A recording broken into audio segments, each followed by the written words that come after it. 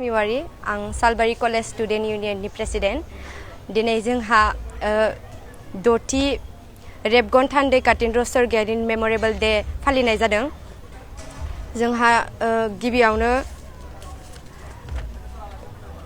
हाबाफारि बायदि मा फुंनिफ्राय हाबाफारि लानाय जादों हाबाफारि बायदियै जोंहा लानाय जादों गिबियावनो फ्लेग हस्टिं जोंहा सार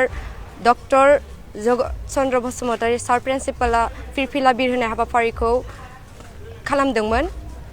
आरो लोगोसे जोंहा रेबगन थान्दै कातिन्द्रनि मुसुखायाव आलारि बाथि फोजोंनाय हाबाफारि दंमोन बेवहाय जोङो मुस्रि कृष्ण बसुमतारी सालबारि हायार सेकेन्डारि स्कुलनि प्रिन्सिपालखौ जोङो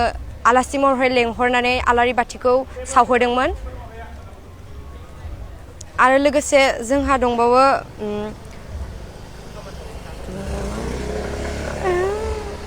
थुनलाइयारि बादायलायनाय हाबाफारि लानाय जादों जोंहा बेवहाय सालबारि ओनसोलनि गासैबो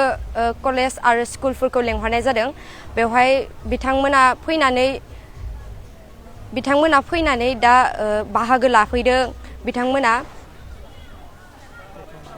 बेखेवनानै जोंहा आरो सेमिनार सावरायमेलखौ बेखेवनानै होगोन जोंनिनो डक्टर दुलेन बसुमतारी सारा बेवहाय जोंहा आलासि महरै लेंहरनाय जादों डक्टर स्वर्नप्रभा सैनारि गुवाहाटी इउनिभारसिटिनि बर' बिबाननि प्रफेसर बिथांजोखौ जोङो बेवहाय आलासि महरै लेंहरनाय जादों आरो लोगोसे जोंहा दिनै MLA 41 नं मानास LICनि MLA थानेस्वर बसुमतारी बिथांखौबो जोङो आलासि महरै लेंहरनाय जादों आरो लोगोसे दंबावो जोंहा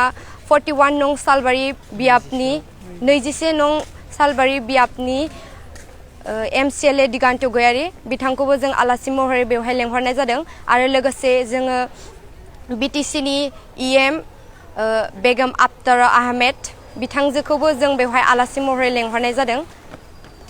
औ बेवहाय गुबुन गुबुन फरायसालिनिफ्राय स्टुडेन्टफोरा फैनानै बाहागो लाफैदों औ जों सानसेनि हाबाफारि लानाय जादों जोंहा स्टुडेन्ट इउनियना बेफोर हाबाफारिखौ मावनो थाखाय सानथाम सानब्रै मेङालासे गोबां प्रग्रामफोरखौ सालायगासिनो सालबारि कलेजनि गासैबो फोरोंगिरिफोरा जोंखौ हेफाजाब होदों लोगोसे आरो जोंनि स्टुडेन्ट इउनियनफोराबो